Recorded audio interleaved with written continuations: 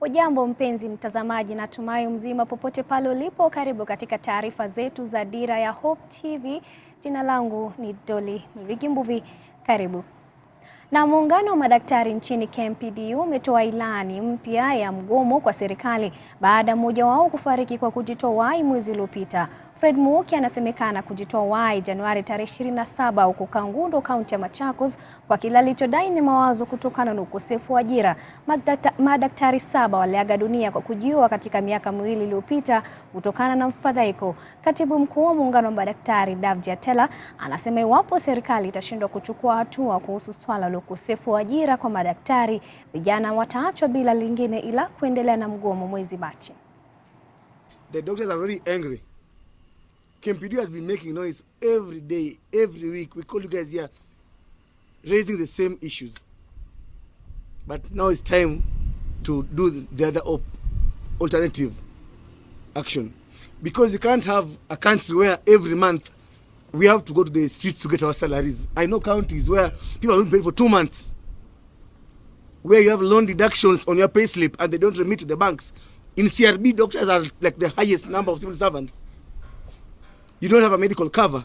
In Nairobi County, we almost shut down because NHIF locked them out in non-payment of the dues. It's a shame.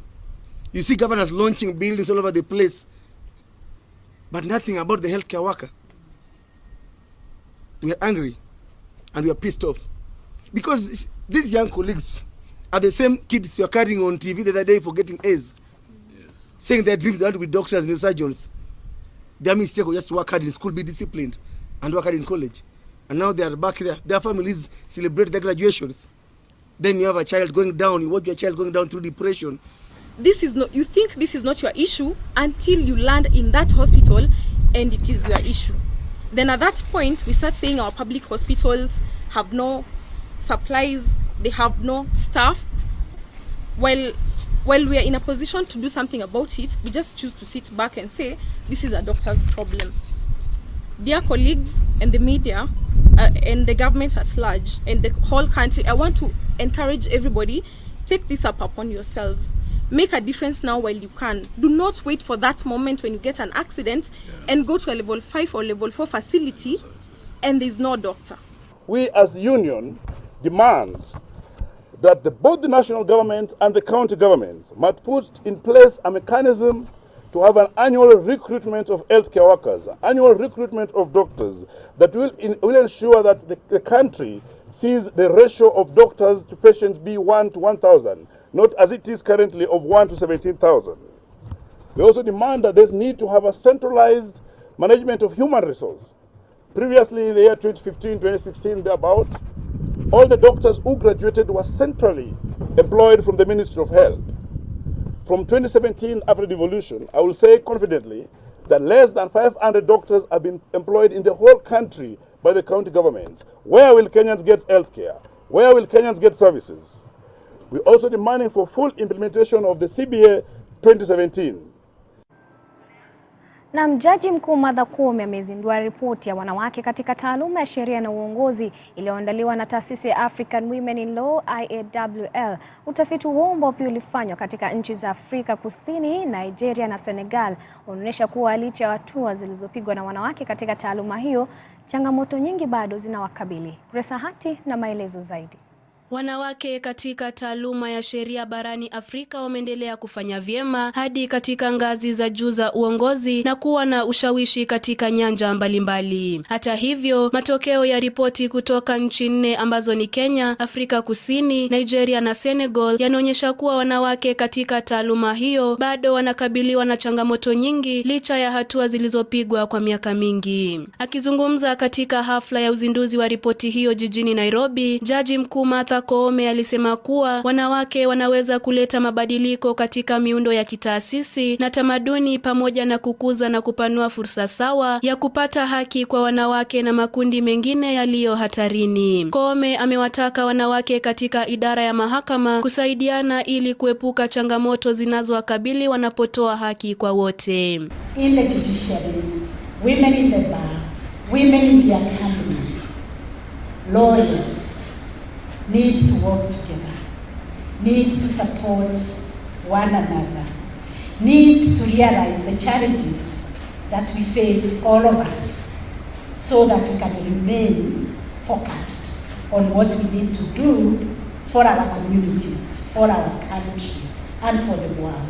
Aidha, amewapongeza wanawake watangulizi katika taaluma ya sheria kama vile Jaji Effie Owor, jaji wa kwanza mwanamke nchini Kenya, na Martha Karua kwa kuiga mfano na kuwapa ushauri wale wanaojiunga na taaluma hiyo. When I became a lawyer in 1987, then the Justice Nancy Barasa, Lilian Mwaura, people like Martha Karua, this is what they did.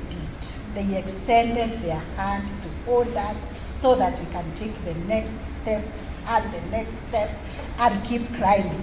And what we are doing today is to maintain that climb that we have done over the years. Jaji mkuu amesisitiza msimamo wake wa kuhakikisha uhuru wa mahakama na kudokeza kuwa ana azma ya kukuza mahakama yenye nguvu ambayo inaunga mkono demokrasia ya taifa la Kenya. When I came, I found the judiciary, our Judicial Training Institute, had been taken and given to another government agency.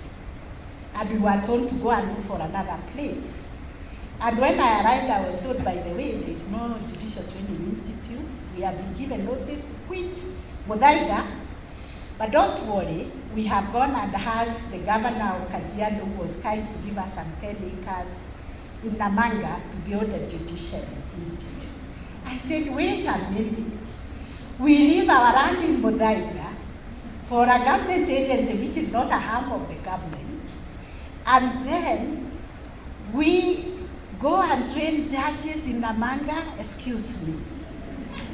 How can one hand take from the other? I stand for the independence of the judiciary.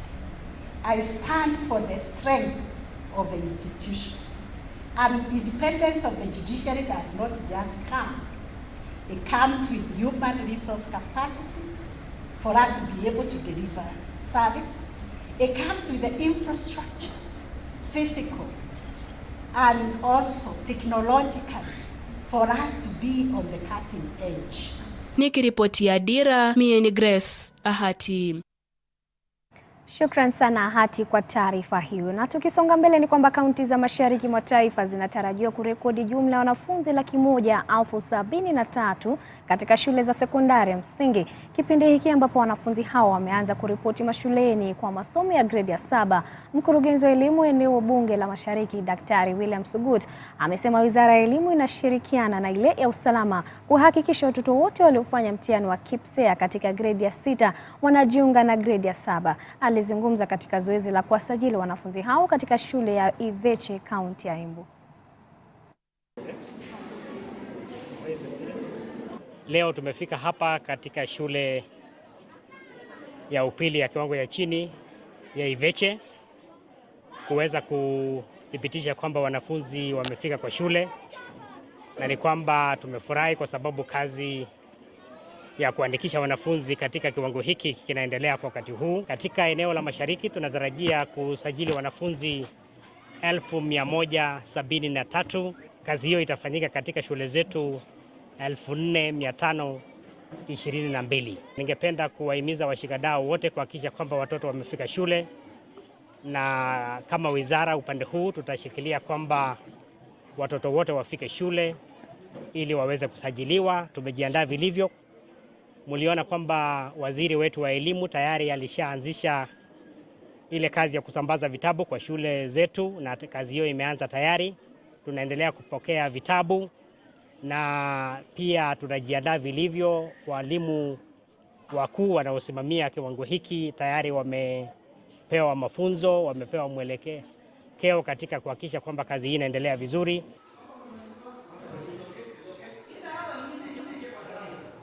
Na tukisalia bado katika masuala ya elimu ni kwamba serikali imewahakikishia wanafunzi wote 173,345 waliopata alama ya C+ katika mtihani wa KCSE mwaka 2022 kwa watajiunga na vyuo vikuu vya umma.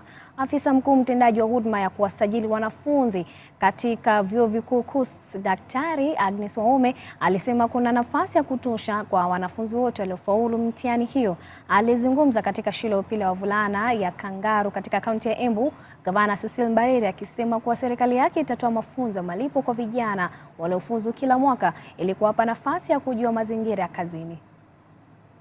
We are here to mobilize the candidates, the 2022 candidates, those who got their results, so that they can start looking at what areas they want to study, what are their talents and what courses are available, and to especially emphasize the need for them to look at what government priority areas are currently, so that they can be able to choose courses that will make a difference in this country. I would appeal to His Excellency the President to do something about the funding of the universities.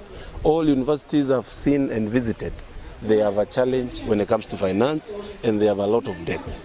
I would really encourage us to look at that so that we don't go backward when it comes to our tertiary education, and we ensure that the funding of the university, we actually give it a forward and we give it a push so that it can lead in what we are experiencing as a country in terms of issues of controversy such as GMO. We are developing an internship program for Embu County. We want to develop a well thought out internship program. We want to look at our various departments and see where there will be opportunities, and hopefully we can be able to manage at least 100 interns per year for the comrades when they get out of college. In every ward, I want to propose that I get proposals of comrades who can sit one per ward, who can sit in the bursary committee. I would be happier if that person has a laptop so that they can also help us in data entry and they can get a small something. Na Rais William Ruto hii leo ameongoza mkutano wa kwanza wa baraza la mawaziri usiokuwa na stakabadhi za karatasi na faili zingine, ikiwa ishara ya kukumbatia teknolojia ya kidijitali. Hatua hiyo inatarajiwa kupunguza kwa kiasi kikubwa gharama ya uchapishaji na kuimarisha usalama wa rekodi za mawaziri. Mfumo usio na karatasi unaambatana na mpango wa Rais William Ruto wa mabadiliko ya tabia nchi.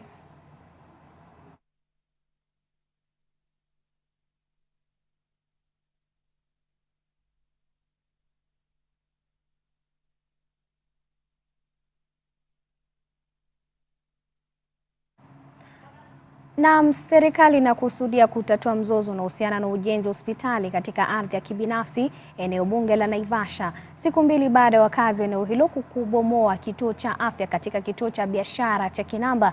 Jimbo hilo lilibuni kamati ya wanachama 14 kusaidia kutatua mzozo huo wa miaka 8 ili hospitali ianze kuhudumia wakazi. Hapa taarifa hiyo.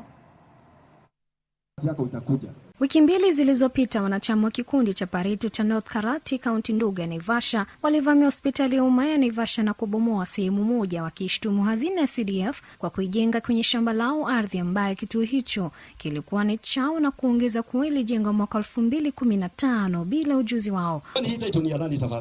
Kulingana na kamishna msaidizi wa Naivasha Muto Kisilu, kamati hiyo ya wanachama 14 itajumuisha wawakilishi kutoka serikali ya kaunti. We want to report that leo tumekubaliana mambo machache. Kwanza tumesema shamba kweli ni ya North Karate Pyrethrum, lakini hospitali nayo ni ya serikali na hatuwezi kuguza kitu ambacho kimejengwa pale. So tumekubaliana kwamba tutakuwa na mkutano kutokea Wednesday na kamati ndogo ili tuone vile tutaresolve zile differences zimekuwa hapo. Ukweli ni kwamba wananchi hawakatai dispensary ama health facility, lakini wanasema wangependa ikiwekwa hapo wawe pia ni sehemu ya hiyo dispensary. Mwanachama wa kamati ya bajeti ya bunge la kaunti Alex Mbugwa alitupilia mbali madai ya ununuzi wa ardhi inayozozaniwa na kuongeza kuwa wanaweza kufidia wanachama hao pekee.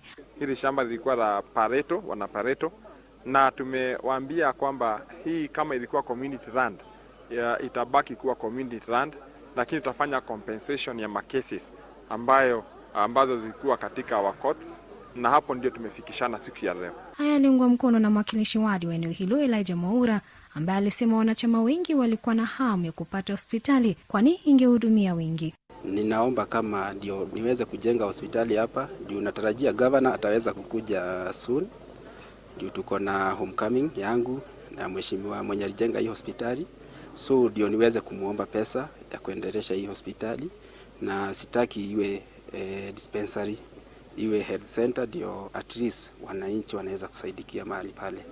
So ndio tunaomba hawa tuweze kuelewana, na ndio tumetengeneza kamati kidogo, ndio tuweze walete maoni ya wale side wenye wana oppose na wenye wana propose hospitali, ndio tuweze kuelewana. Ndio hata tukileta hospitali hapa itakuwa tumeelewana sisi wote. Tuwezi peana bure, mtu anakuja aweke hospitali hapa anasema ni hospitali na sisi tunajua ni nyumba. Kwa vile hakuna ile title alitumia kuweka hii nini, kwa hivyo alijenga na nguvu yake. So ningependa niseme hospitali ni mzuri, na tungeomba mheshimiwa wetu hata kama serikali itanunua ama county government kama itanunua, lakini wenyewe wawe compensated, walipwe pesa, lakini sio ile pesa ya kutumba. Si tuko na maploti hapa, tunajua the current value vile wanau. Na sasa tuelekee kule kaunti ya Tana River ambapo wakulima kutoka kaunti hiyo wamehimizwa kutumia kiwanda cha mamilioni ya pesa cha kutengeneza matunda cha Galole kilichoanzishwa na mamlaka ya ustawi wa Pwani CDA. Katibu katika idara ya maeneo kame ya South Idris Salim Dokota aliwataka wakulima wa eneo hilo kukipokea kiwanda hicho kama chanzo cha mapato ya mazao yao. Lore Musimbi na maelezo zaidi.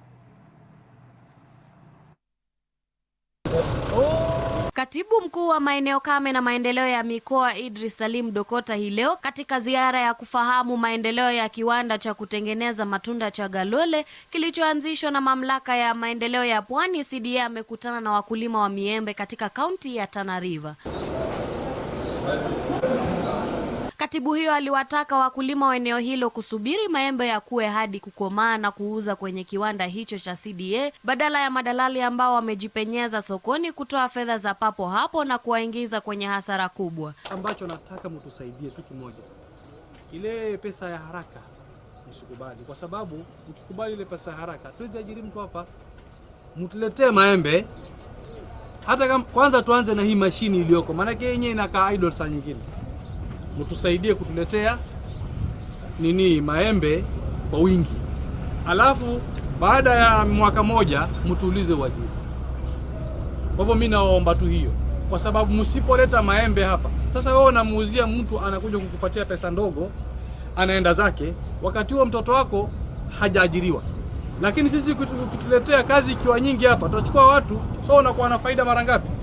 Mara mbili. Salim alisema kiwanda hicho kitachangia kubadilisha uchumi ya Tana River na maeneo jirani kwa ujumla, na kuongeza kwa serikali inafanya kazi ili kuweka mazingira bora na shirikishi ya kibiashara. Hivyo nyinyi mkitaka mutambulike na serikali, maembe yenu yaleteni hapa, maana hichi ni kiwanda ambacho kinatambulika na serikali. Ili na nyinyi kesho mkija kudai ile haki yenu, ile share yenu, simetuna lakini kama zame. Kwa hivyo mimi na saha yangu kubwa ni hiyo. Mkurugenzi mtendaji wa CDA Daktari Mohamed Keinan alisema kiwanda hicho hakiwezi kutegemea Mto Tana pekee kwa malighafi, na ndiyo maana maeneo jirani zinahimizwa kulima embe ili kukidhi ubora wa malighafi zinazohitajika kiwandani. Aliongeza kiwanda cha Galole pia kimepanuliwa ili kuanza kutengeneza mananasi na matunda ya passion na maji ya kunywa. This project have costed us 100 million, both the mango line and the water line, and as you see, we really have to sensitize the farmers so that we can make this factory work. This factory is supposed to serve the mango farmers in the 4 counties of Kenya: Garissa, Tana River, Lamu, and Kilifi. Therefore, we expect the farmers to bring their produce here so that we can caution them against any post-harvest loss. Akizungumza kwa niaba ya wakulima hao, Jilo Saleh alisema kuwa bado uwezo wa kiwanda hicho hautoshi kutengeneza mazao yao. Huu mtambo sisi tukiukisia sofa paka sahi bado ni mdogo. Unahitajika mtambo mkubwa wenye unaweza kuleta competition na vile viwanda vya nje, ili ndio tuwawezeshe wakulima waongeze production kwao, ndio walete hapa maembe tuanze kusaga, ikiwa mtambo uko na ile plani ya kwamba unaweza kuchukua mali yetu kwa wingi. Nikiripotia Dira ya Hope TV, jina langu ni Gloria Musimbi. Shukran sana Musimbi kwa taarifa hiyo. Na kwingineko ni kwamba katibu mkuu wa maendeleo ya mkoa Idris Salim Dokuta amesema wizara yake itaweka kipaumbele ujenzi wa viwanda vya mianzi yaani bambu katika kaunti ya Narok ili wakulima wapate mapato. Dokuta alisema kilimo cha mianzi kina faida nyingi, miongoni mwao kupunguza athari za mabadiliko ya hali ya hewa na kinaweza kufanya biashara ili kukuza viwango vya maisha. As ENSDA, we have approximately 1,400 acres under bamboo within the Mau, and we intend to continuously grow that. It's part of our project, it's our long-term project, and we are also calling upon our sister agencies in the Environment Ministry to collaborate with us so that we can be able to make this a success. As a PS has said, we intend very soon to start the cottage industry of this bamboo, but eventually, because you've seen this land is around 10 acres, what our intent or our target was is to put up a bamboo factory. Investing in this project is of paramount importance. One, it is in line with the directives, with the presidential directives that we need to plant around 15 billion trees. So this project, it is in line with that directive. And the other part is it is also part of the environmental conservation and climate change adaptation. So another area that this project fits in is that the project is aimed at creating employment opportunities through MSMEs. Na taarifa hiyo kutoka Narok inatukamilishia Dira ya Hope TV jioni ya leo. Shukrani za dhati mpenzi mtazamaji kwa kutegea taarifa zetu, na pia kwa wale wote waliweza kufanikisha taarifa hizi. Hadi wakati mwingine Mola atakaporidhia. Jina langu ni Doli Mirigi Mbuvi na kutakia usiku mwanana.